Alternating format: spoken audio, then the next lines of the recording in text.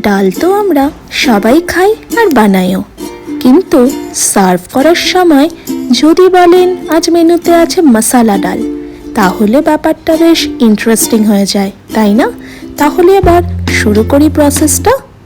নমস্কার বন্ধুরা, welcome to my channel.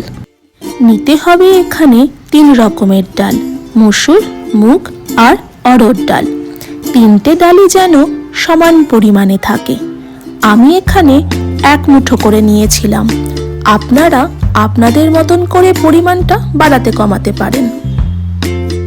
এরপর গ্যাস ওভেনে কড়াই বসিয়ে ভালো করে গরম করে গ্যাসের আঁচটা একদম সিম করে নিয়ে শুকনো কড়াইতে 3টে ডালই একসঙ্গে কিছুক্ষণ ভেজে নিতে হবে।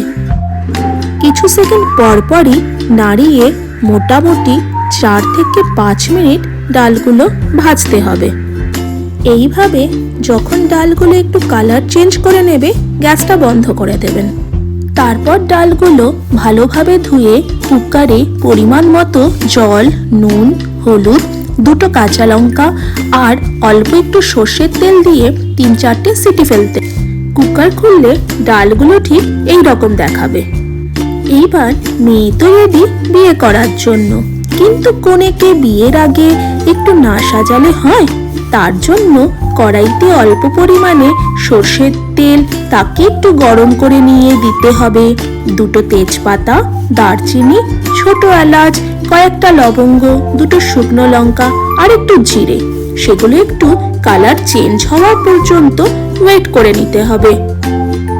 এইবার দিতে হবে বড় একটা পেঁয়াজ, যেটা আমি আগে থেকে কুচো করে কেটে রেখেছিলাম, আর তার সাথে দিলাম একটু নুন। খেয়াল রাখবেন নুন কিন্তু ডালে আগেই দেওয়া ছিল, তাই অল্প একটু দেবেন যাতে পেঁয়াজটা তাড়াতাড়ি নরম হয়ে যায়। এর সাথে অ্যাড করতে হবে আগে থেকে কুচো করে কেটে রাখা 2টো টমেটো। টমেটোটা নরম হয়ে এলেই দিতে হবে অল্প একটু গরম মশলা। এরপর অ্যাড করবেন আদা আর রসুনের পেস্ট, যেটাকে দিয়ে ভালো করে কিছুক্ষণ মশলাটাকে কষিয়ে নিতে হবে। গ্যাসের আঁচটাকে সিম করে মশলাটাকে কিছুক্ষণ পরপরই নাড়িয়ে নাড়িয়ে মশলাটাকে ভালো করে কষিয়ে নিতে হবে। মশলা এইরকম ভাবে কষানো হয়ে গেলে আগে থেকে সেদ্ধ করে রাখা ডাল কড়াইতে অ্যাড করে আস্তে আস্তে মিক্স করে দেবেন।